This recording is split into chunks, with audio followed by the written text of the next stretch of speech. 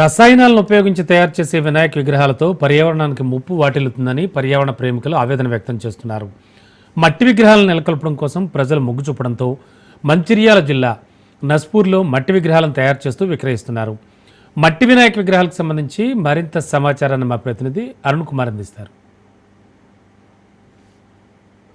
Plaster of ప్యారిస్తో తయారు చేసినటువంటి విగ్రహాలతో పర్యావరణానికి ఉప్పున్న నేపథ్యంలో కూడా ఏదైతే ఎక్కువ కూడా భక్తులందరూ కూడా మట్టి విగ్రహాల వైపే ముందడుగు వేస్తూ ఉన్నటువంటి పరిస్థితి, ఇక మట్టి విగ్రహాలు నిలపడానికి కూడా క్యూ లైన్లు కడుతున్నటువంటి పరిస్థితి కొనసాగుతుంది. దీనికి సంబంధించి మనం మంచిర్యాల జిల్లా నస్పూర్లో కూడా ఒక మట్టి విగ్రహాల విక్రయ కేంద్రం వద్ద ఉన్నాం. ఇక్కడ దీనికి సంబంధించి కూడా మన దగ్గర తయారుదారులు ఉన్నారు. వీళ్ళని అడిగి మరిన్ని వివరాలు తెలుసుకుని బ్రదర్ చెప్పండి, ఏంది ఎప్పటి నుంచి మీరు తయారు చేస్తూ ఉన్నారు, ఏమేమి వాడతారు ఇలా? అసలు మేము 2016 నుండి మొదలుపెట్టాం.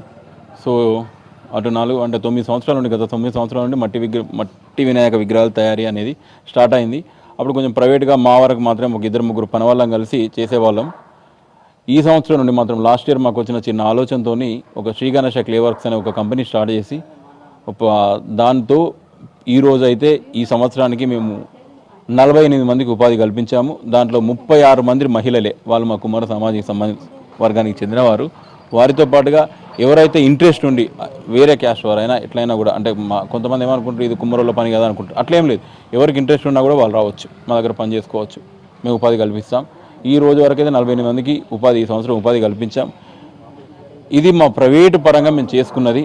కానీ మా గవర్నమెంట్ నుండి కానీ వివిధ బోర్డులు ఏవైతున్నాయో ఈ మమ్మల్ని పర్యావరణాన్ని రక్షించే బోర్డులు కానీ, లేదంటే బీసీ డెవలప్మెంట్ కార్పొరేషన్ కానీ, లేదనుకుంటూ ఉద్యానవన శాఖ కానీ, మాకు వచ్చిన ఆలోచన ఈ సంవత్సరం ఏంటంటే సీడ్ గణేష్ అంటే ఒక గణేష్ దాంట్లో మనం ఒక విత్తనం పెడితే మనం విసర్జన చేసిన తర్వాత ఆ విత్తనం మొలకెత్తుంది ఇంట్లోనే. సో ఆలోచన కూడా ఉంది. కానీ ఇటువంటి అన్నిటికీ మేము ముందుకు పోవాలంటే ఖచ్చితంగా మాకు సబ్సిడీతో కూడిన ఏదైనా ఒక రుణం కానీ, లేదా మీరు ఇప్పుడు అబ్జర్వ్ చేస్తే మేము లీజుకు తీసుకుని ఉంటున్నాము. సో అలా కాకుండా గవర్నమెంటే మాకు ఏమైనా ల్యాండ్ ప్రొవైడ్ చేయడం, లేదంటే గవర్నమెంట్ ఏదైనా లీజు రూపంలో మాకు ఇచ్చిన ఒక ఎకరం భూమి ఇస్తే మాత్రం ఖచ్చితంగా రానున్న రోజుల్లో మా తరపున మేము ఒక 100 నుండి 150 మందికి రాబో 2-3 సంవత్సరాల్లో మేము ఉపాధి కల్పించడానికి సిద్ధంగా ఉన్నాము. అలాగే ఈ సంవత్సరం ఏదైతే చిన్న వినాయకులతో పాటుగా పెద్ద వినాయకులు 30 ఇట్లా చేశామో, నెక్స్ట్ ఇయర్ ఇప్పుడు అందరూ ఒక రకంగా మట్టితో పాటుగా దే ఆర్ లుకింగ్ ఫర్ మంచి, అంటే మనది ఏంటంటే నల్లరేగడి మట్టి. సో వాళ్ళు కోల్కత్తా మట్టి అనేది తెల్లగా ఉంటుంది. మేము కూడా నెక్స్ట్ ఇప్పుడు నవంబర్లో మళ్ళీ స్టార్ట్ చేస్తాం. తెల్ల మట్టితో ఆ కోల్కత్తా మట్టి ఏదైతుందో దాన్నే తెప్పించి ఇక్కడ వచ్చే సంవత్సరం ఆల్మోస్ట్ ఒక 500 పెద్ద విగ్రహాలతో పాటుగా మాకు చిన్న విగ్రహాలు ఇప్పటికే చాలా వచ్చినాయి. ఈ నెక్స్ట్ ఇయర్ కూడా ఒక 50,000 చిన్న విగ్రహాలు, పెద్ద విగ్రహాలు ఇవన్నీ తయారు చేయడానికి మేము సిద్ధంగా ఉన్నాం. గిరాకులు ఎట్లా ఉన్నాయి అసలు? కూడా మరి ఏమైనా అమ్ముడు పోతున్నాయా? ఎట్లా ఉంది గిరాకులు? ఉంది, బాగానే ఉంది. కానీ ఇంకా కూడా ప్రజలు మారట్లేదు. తెలిసిన వాళ్ళు మాత్రమే దాని గురించి అవగాహన ఉన్న మాత్రమే, లేదా తెలుసుకున్న వాళ్ళు మాత్రమే తీసుకెళ్తున్నారు తప్ప youth main importantly they are not changing their mind. మీకు ఇంతకుముందు నేను ఎక్స్ప్లెయిన్ చేసినట్టు పిఓపి విగ్రహం ఏ రోజు కూడా కరగని దాన్ని తీసుకెళ్ళి నీళ్ళలో వేసి మేము నిమజ్జనం చేసినామంటే అదే మనకు హానికరంగా తయారవుతుంది. సో దానికి బదులుగా మట్టి వాడండి, లేదా మీకు కొత్తగా పేపర్తో కూడా తయారవుతున్నాయి. మన దగ్గర లేవు, కానీ నేను విన్నాను కర్నూలులో ఉంది, ఒక పరిశ్రమ ఏర్పాటు చేస్తాను. ఇప్పుడు నేను ఏదైతే మట్టితో తయారు చేస్తున్నానో కర్నూలులో ఇట్లా పేపర్తో, ఏది కూడా మనకున్న వాటర్ ఫెసిలిటీ చాలా తక్కువ. దాన్ని మనం కాపాడుకోవడం మన బాధ్యత. కాబట్టి చెరువు మట్టితో కూడిన మట్టి విగ్రహాలు వాడి పర్యావరణాన్ని కాపాడుకోవడానికి మన వంతు బాధ్యతగా ప్రయత్నం చేద్దామని నేను మీకు విన్నవించుకుంటాను. మనకు ప్లాస్టర్ ఆఫ్ ప్యారిస్ వాడట్లేదు. ఈ మట్టితోనే తయారు చేసినవి మనకు పర్యావరణం దెబ్బతినకుంటుంటుందని మట్టితోనే 30 సంవత్సరాల నుండి తయారు చేస్తున్నాం. ఎట్లా ఉన్నా అంటే గతంలో మీరు అంటున్నారు 30 సంవత్సరాలు చేస్తా అంటున్నారు, అంటే ఈ మధ్యలో అంటే ఏంది అంటే గిరాకీ పెరిగింది అంటే ఇట్లా చాలామంది విగ్రహాలు తీసుకుంటున్నారు. అసలు మట్టి విగ్రహాల పరిస్థితి ఎట్లా ఉంది? అప్పటికిప్పటికీ కొంచెం గిరాకీ పెరిగింది, ప్రజల్లో కూడా చైతన్యం వచ్చింది. ఏమైనా చెప్పదలుచుకున్నారు ప్రజలకు కదా అందరూ మట్టి విగ్రహాలు వాడాలి. మనము ప్లాస్టర్ ఆఫ్ ప్యారిస్ వాడితే అన్ని రకరకాల జబ్బులు వస్తాయి. నీళ్ళలో వేస్తే నీరు కలుషం అవుతుంది. అందుకే మట్టి వాడి మట్టి వినాయకులే పూజిద్దాం. యూపీ విగ్రహాల కంటే కూడా మట్టి విగ్రహాలు వాడడం మంచిది కదా. అందుకని పరివారం గురించి మనం అందరం ఆలోచించాలి. మనకెందుకులే అనుకుంటే ఇంకా ఎవరిలో చైతన్యం వస్తే చెప్పండి? మనలో మనమే రియలైజ్ అవ్వాలి. ఎందుకంటే గవర్నమెంట్ కూడా చెప్తున్నది కదా మట్టి విగ్రహాలు వాడండి అనేసి. మన చెరువులు మన భవిష్యత్తుని మనం కాపాడుకోవడం మంచిదని నేను అనుకుంటున్నాను. పర్యావరణ ప్రేములకు ఏమి చెప్పదలుచుకున్నారు అంటే నిజంగా కూడా ఇంకా ఎట్లా ఉంది, చాలామంది ఇటువంటి విగ్రహాలు తీసుకెళ్తారు, ఇంకేమో చెప్పదలుచుకున్నారు? అందరికి కూడా అంటే చూడ్డానికి ఏంటంటే పియూపీ అట్రాక్షన్గా ఉంటుంది. ఏదైనా లైక్ ఏ ఫుడ్ కూడా అంతే, మనం ఎంత ఇష్టపడతామో అది మనకి అంత హానికరం చేస్తుంది. మనం ఏదైతే ఇష్టపడమో అదే మనకి సేఫ్, హెల్తీగా ఉంటాము. సో ఇది కూడా అలా అన్నమాట. మట్టి విగ్రహాన్ని ఎంకరేజ్ చేయండి, అందరికీ చెప్పండి. రైట్గా ఏదైతే విక్రయదారులతో పాటు తయారీదారులు కూడా తెలుపుతున్నటువంటి పరిస్థితి. ముఖ్యంగా కూడా ఏదైతే పర్యావరణాన్ని కాపాడేటువంటి బాధ్యత ప్రతి ఒక్కరిపై ఉందా అంటున్నారు. ఖచ్చితంగా కూడా ప్రతి ఒక్కరు కూడా ఏదైతే మట్టి విగ్రహాన్ని నెలకొల్పాలని తెలుపుతున్నారో, ముఖ్యంగా కూడా మా అటువంటి వాళ్ళకు కూడా ప్రభుత్వం సహాయ సహకారాలు అందిస్తే ఇంకా కూడా ముందుకెళ్ళి కూడా చాలా విగ్రహాలు అందించడానికి తాము ముందుంటామని అయితే ఏదైతే విక్రయదారులు అదేవిధంగా తయారీదారులు అయితే తెలుపుతున్నటువంటి పరిస్థితి. అరుణ్ కుమార్, రాజ్ న్యూస్, మంచిర్యాల జిల్లా. ఏపీలోని చిత్తూరు జిల్లాలో ఉన్న కాణిపాకం వినాయకుడు గురించి మనందరికీ తెలిసిందే. కానీ మన ఏపీలో మరో స్వయంభూ వినాయక స్వామి ఆలయం అనకాపల్లి జిల్లా చోడవరంలో ఉందని కొంతమందికే తెలుసు. బావిలో ఉండే ఇక్కడి గణపయ్య విగ్రహం నానాటికి పెరుగుతోందని కూడా స్థానికులు చెప్తూ ఉంటారు. ఇక్కడి విఘ్నేశుడికి స్వయంభూగా వెలిశారని స్థల పురాణం చెప్తోంది.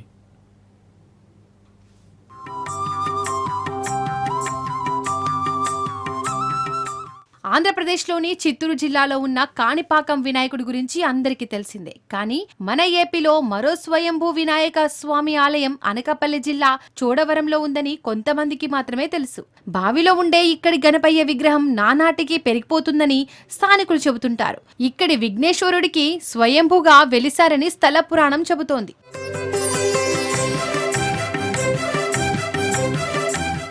అనకాపల్లి జిల్లా చోడవరంలో ఉన్న గణపతి స్వామి ఆలయానికి సుమారు 200 ఏళ్ల చరిత్ర ఉన్నట్లు స్థానికులు చెబుతుంటారు. స్వయంగా భూమి నుండి పుట్టిన రాతి విగ్రహం కావడంతో ఇక్కడ ఉన్న శ్రీ విఘ్నేశ్వర స్వామి ఎంతో ప్రసిద్ధి చెందారు. రాష్ట్రంలో కాణిపాకంలో వరసిద్ధి వినాయకుడు స్వయంగా వెలిసిన దేవుడు కాగా, ఆ తర్వాత స్వయంభూగా వెలిసిన శ్రీ విఘ్నేశ్వర స్వామి చోడవరంలో ఉండడం విశేషం. ఇక ఈ ఆలయంలో గణపతి ప్రత్యేకత ఏమిటంటే ఈ విగ్రహం ప్రతి ఏడాది పెరుగుతుందట. సుమారు 90 ఏళ్ల క్రితం 3.5 కేజీ వెండితో స్వామికి కిరీటం చేయించగా ఇప్పుడు ఆ కిరీటం పెంచుతూ 2 కేజీలతో చేయించాల్సి వస్తుందని చెబుతుంటారు. కాగా మిచాంగ్ తుఫాన్ వల్ల గణపతి గర్భగుడి నీటితో మునిగిపోవడంతో జలగణపతిగా భక్తులకు దర్శనమిస్తున్నారు. కాణిపాకలో ఉన్న వినాయకుడు వరసిద్ధి వినాయకుడు అంటారు. ఈ వినాయకుని కార్యసిద్ధి వినాయకుడు అంటారు. మన స్వామిని దర్శనం చేసుకుని ఏదైనా కార్యం తలచుకుని వెళ్ళినట్లయితే ఆ కార్యం దిగ్విజయంగా జరుగుతుంది. స్వామిని కార్యసిద్ధి వినాయకుడు అంటారు. ఈ విగ్రహం సుమారు 200 సంవత్సరాల క్రితం పూర్వం భూమిలో పుట్టబడి ఇప్పటికీ కూడా పెరుగుతున్న విగ్రహం. పెరుగుతుంది అనడానికి నిదర్శనం ఏంటంటే స్వామివారికి ఉన్న పూర్వాభరణాలకి ప్రస్తుతం ఉన్న ఆభరణాల వ్యత్యాసాన్ని బట్టి విగ్రహం పెరుగుతుంది అనడానికి మనకు నిదర్శనం. సుమారు 90 సంవత్సరాల క్రితం స్వామివారికి 3.5 కేజీ వెండి కిరీటం ఉంటుంది. ప్రస్తుతం 2 కేజీల కిరీటం పెడుతున్నాం. మధ్యలో కేజీ మార్పులు చేయండి. ఇలా ఆభరణాలని ప్రతి 30 ఏళ్ళు 40 ఏళ్ళు మార్పులు చేసుకుంటూ రావడం బట్టి విగ్రహం పెరుగుతుంది అనడానికి మనకు నిదర్శనం. అలాగే స్వామికి తొండం కూడా భూమి లోపల నుంచి కాంప్లెక్స్ వెనక చెరువుల వరకు ఉంటుంది. ఇక్కడ సుమారు 800 ఏళ్ల క్రితం చోళరాజులు, మాత్స్యరాజుల కాలంలో గంగా సమేత శ్రీ గౌరేశ్వర స్వామి స్వయంభూగా వెలిశారట. భూమిలో స్వయంగా శివలింగం పుట్టడం వల్ల స్వయంభూ ఆలయంగా ప్రసిద్ధి చెందింది. తురుష్కుల కాలంలో జరిగిన యుద్ధంలో ఆ శబ్దానికి శివలింగం శిథిలమైందని, ఇక సాంబశివుడు విఘ్నేశ్వరుడికి చెందిన స్వామి స్వయంగా భూమిలో పుట్టడం వల్ల తండ్రి కుమారుడిని ఒక దగ్గర పెట్టడం కోసం పెద్దలు గణనాథుని విగ్రహాన్ని తవ్వగా స్వామి తొండం చివరి భాగం కనిపించలేదట. దీంతో ఆనాటి పెద్దలు కదపడం కుదరదని, అది దైవ ఆజ్ఞని తెలుసుకొని ఎక్కడి స్వాములకు అక్కడే ఆలయాలు నిర్మించారు. ప్రపంచంలో ఎక్కడా తండ్రి కొడుకుల స్వయంభూ ఆలయాలు ఒకే చోట ఉండవు. అలా ఉంటే ఆ ప్రాంతం పుణ్యక్షేత్రం అవుతుందని పూర్వీకులు చెబుతుంటారు. స్వామివారి యొక్క నవరాత్రి మహోత్సవంలో 27/8/2025 నుండి 4/9/2025 9 రోజులు కూడా స్వామివారికి అభిషేకములు మరియు హోమాలు జరుగుతాయి. స్వామివారికి మరియు వినాయక చవితి రోజు బుధవారం 27వ తారీఖున ఉదయం నుండి కూడా స్వామివారి వచ్చిన భక్తులకి ఉచిత ప్రసాదం, మంచినీటి సరఫరా, ఏ విధంగా ఇబ్బంది లేకుండా పోలీసు బందోబస్తుతోటి స్థానిక శాస్త్రజ్ఞులతో కూడా ఈ యొక్క కమిటీని ఏర్పాటు చేసి జరగని కార్యక్రమాల్లో ఏ కార్యక్రమాన్ని తెలుసుకున్నా ఏదన్నా చేయాలనుకున్నా ఫస్ట్ స్వామివారి దగ్గరికి వచ్చి దర్శనం చేసుకుని వెళ్తే ఆ కార్యక్రమం దిగ్విజయంగా అవుతుంది. చుట్టుపక్కల ఉన్న ఊరు వాళ్ళందరూ ఇక్కడికి వచ్చి పెళ్ళిళ్ళైనా ఏమైనా ఏదైనా శుభకార్యమైనా ఫస్ట్ వచ్చి స్వామివారిని దర్శించుకుంటారు. స్వామివారిని దర్శించుకున్న తర్వాత అప్పుడు వాళ్ళ కార్యక్రమం దిగ్విజయంగా జరుగుతుందని అందరికీ నమ్మకం. కాణిపాకం ఎంత పేరో ఈ సాంగ్కి అంతే పేరుంది. అంతకుముందే సాంబశివుడు స్వయంభుగా వెలిసి పూజలు అందుకోవడంతో తండ్రి కొడుకులను ఒకే దగ్గర పక్కపక్కన పెడితే ఆ ప్రాంతం పుణ్యక్షేత్రంగా మారుతుందని పూర్వీకులు తలచి స్వయంభుగా వెలిసిన వినాయకుడిని త్రవ్వి అక్కడ పెట్టడానికి ప్రయత్నించారు. కానీ అది సాధ్యం కాలేదు. ఇక్కడ ఉన్న శివాలయం, వినాయక స్వామి ఆలయాల్లో నిత్యం నీరు ఊరుతూ ఉంటుంది. అందుకే ఇక్కడ వెలిసిన శివయ్యను గంగా సమేత శ్రీ గౌరీశ్వర స్వామిగా కొలుస్తారు. అలాగే విఘ్నేశ్వర స్వామి వారి ఆలయంలో నీరు ఊరుతుంది. వర్షాకాలంలో స్వామివారు శిరస్సు మాత్రమే బయటకు కనిపిస్తోంది. ఆలయంలో కొడమంచిలి వంశీయుల ఆధ్వర్యంలో పూర్వం నుండి అర్చకత్వం జరుగుతుండగా బాలగణపతి సంఘం ఆధ్వర్యంలో ఆలయం అభివృద్ధి చెందింది. ఇప్పుడు దేవాదాయ శాఖ ఆధ్వర్యంలో నిత్యం పూజలు అందుకుంటుంది.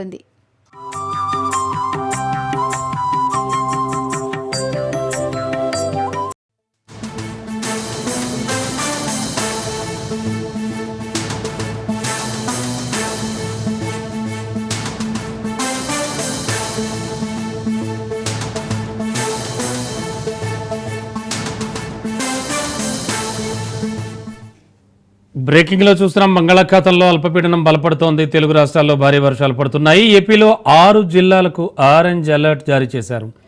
ఉత్తరాంధ్రలో మోస్తరు నుంచి భారీ వర్షాలు పడుతున్నాయి. ప్రధాన పోర్టుల్లో 3వ ప్రమాద హెచ్చరిక జారీ చేశారు. అల్లూరి, ఏలూరు జిల్లాల్లో భారీ వర్షాలు కురుస్తున్నాయి. శ్రీకాకుళం, విజయనగరం, విశాఖ, అనకాపల్లి, కాకినాడ, కోనసీమ, తూర్పు, పశ్చిమ గోదావరి జిల్లాలు, కృష్ణా జిల్లాల్లో వర్షాలు పడుతున్నాయి.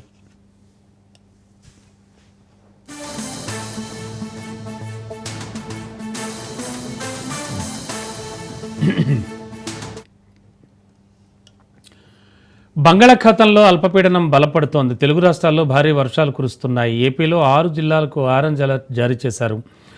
ఇక మరింత అదనపు సమాచారం ఇదే అంశానికి సంబంధించి విశాఖ వాతావరణ కేంద్రం ఏం తెలియజేస్తోంది, అలాగే ఏపీ అంతటా సిచ్యువేషన్స్ ఎలా ఉన్నాయి, మా కరస్పాండెంట్ సూర్యప్రకాష్ లైవ్లో అందించిన సిద్ధంగా ఉన్నారు.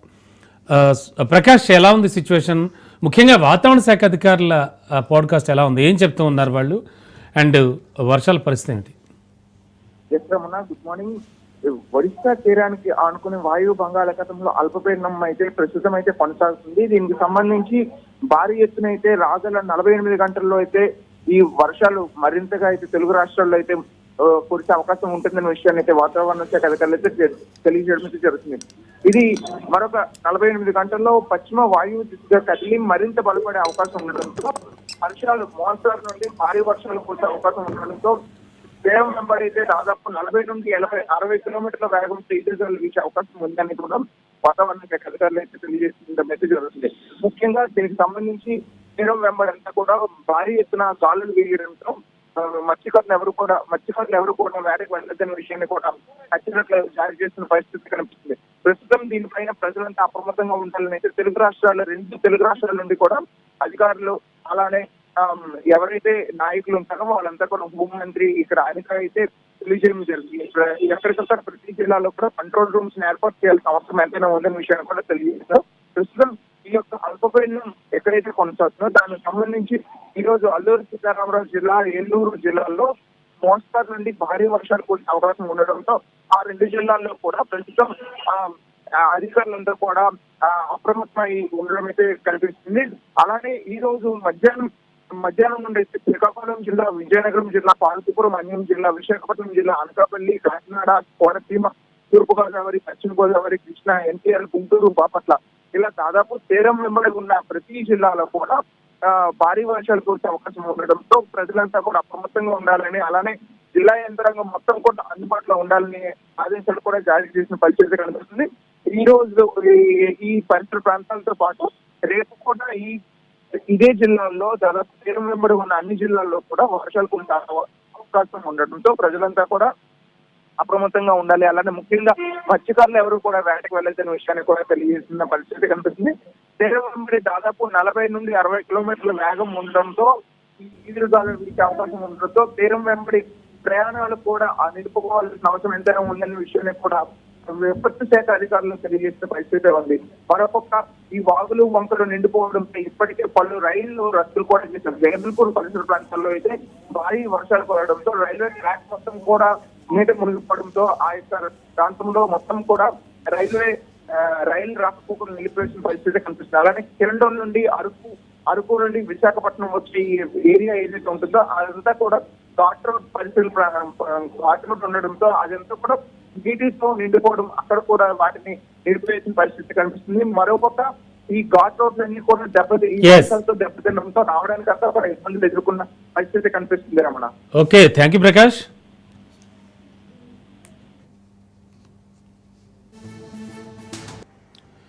పర్యావరణాన్ని పరిరక్షించే విధంగా ప్రతి సంవత్సరం మట్టి గణపతిని తయారు చేయడం ఈ స్వర్ణకారుడికి అలవాటు. గతంలో రూపాయి, ₹2 కాయిన్లతో, డ్రై ఫ్రూట్స్తో ఇలా పలు రకాల వినాయకుల విగ్రహాలు తయారు చేయడం ఈ స్వర్ణకారుడు అలవాటుగా మార్చుకున్నాడు. ఇందులో భాగంగా ఈ సంవత్సరం వినాయక చవితి పప్పు దినుసులతో విద్యా గణపతి విగ్రహాన్ని తయారు చేశారు. పప్పు దినుసులతో వినాయక విగ్రహాన్ని తయారు చేయడం ఓ సృజనాత్మకమైన ఆలోచన. వివిధ రకాల పప్పు దినుసులతో వినూత్నమైన ఇలాంటి వినాయక విగ్రహాన్ని రూపొందించడానికి 10 రోజుల పాటు శ్రమించాల్సి వచ్చిందంటూ స్వర్ణకారుడు వానపల్లి వాసు, వానపల్లి నూకరాజు వినాయక చవితి సందర్భంగా మట్టి వినాయకుని చేసి ఆ విగ్రహాన్ని వివిధ పప్పు దినుసులతో అలంకరించి అద్భుతమైన విగ్రహాన్ని తయారు చేశారు. ఈ వినాయక విగ్రహాన్ని నర్సీపట్నం శాంతినగర్లో నవరాత్రులు పూజలు నిర్వహిస్తారని స్వర్ణకారుడు వాసు తెలియజేశారు.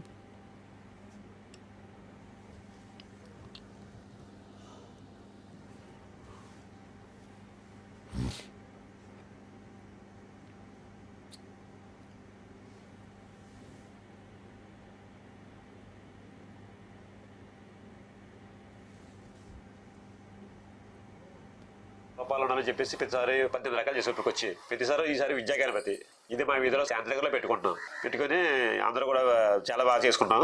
ఇది కుటుంబ సభగా చేసుకుంటాం అందరూ కూడా ఇక్కడ వీరంతా కలిపి 16 విగ్రహాలు చేసేవాడిని. 1000 విగ్రహాలు చేసి 16 విగ్రహాలతోనే ఒక విగ్రహం చేసాం అనమాట. అది 3.5 అడుగులు ఎత్తు చేసాం. ఈ సంవత్సరం కూడా 3.5 అడుగులు ఎత్తుతోనే తయారు చేసాం. ఇది మొత్తం 18 రకాలు వాడామండి విత్తనాలు మొత్తం కూడా. ఈ 18 రకాలు కూడా అన్ని ధాన్యాలు మొత్తం అనేది. ఇవి ఆగరపప్పు అండి, ఆగర కందిపప్పు. ఇది వచ్చి మన బఠానీ, ఇవి వచ్చి డబల్ చిక్కుడు, ఇవి వచ్చి సగ్గుబియ్యం అండి, ఇవి వచ్చి ధనియాలు, ఇదేమో సబ్జాలు అండి, ఇది గుమ్మడి పప్పు అండి. అలా మొత్తం 18 రకాలు వాడామండి దీనికి. ఇది ప్రతి సంవత్సరం కూడా మా ఇదివరకే చేసుకుంటాం, బయటికి చేయము. ప్రతి సంవత్సరం సరదాగా అందరికీ మా విగ్రహం వేరే నడిచిపండు మొత్తం వెరైటీ ఉండాలని చెప్పి ఉద్దేశంతో మేము విగ్రహం తయారు చేస్తుంటామండి. ఇదేంటి ప్రతి సంవత్సరం కూడా వినూత్న రకాల. తెలుగు రాష్ట్రాల్లో వినాయక చవితి సందడి నెలకొంది. వాడల గణనాథుడి విగ్రహాలు వెలిశాయి. భాగ్యనగరంలోని ఖైరతాబాద్ గణేశుడి తొలి పూజ జరగనుంది. ఉదయం 10 గంటలకు ఖైరతాబాద్ గణనాథుడి ప్రాణ ప్రతిష్ఠ చేస్తారు. తొలి పూజకు తెలంగాణ గవర్నర్ జిష్ణుదేవ్ వర్మ హాజరవుతారు. ఖైరతాబాద్లో పోలీసులు భారీ బందోబస్తు ఏర్పాటు చేశారు.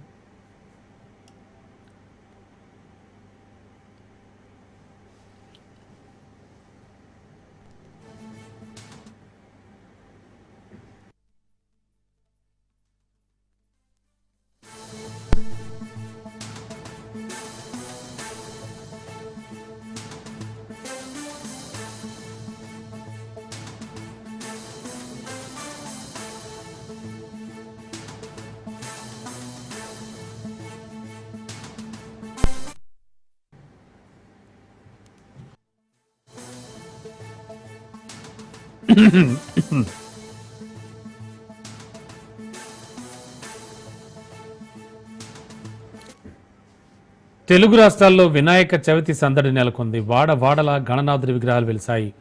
భాగ్యనగరంలోని ఖైరతాబాద్ గణేశుడి తొలి పూజ జరుగుతోంది. ఉదయం 10 గంటలకు ఖైరతాబాద్ గణేశుడి పూజ అయితే జరుగుతుంది. గవర్నర్ జిష్ణుదేవ్ వర్మ హాజరవుతారు. ఖైరతాబాద్లో పోలీసులు భారీ బందోబస్తు ఏర్పాటు చేశారు.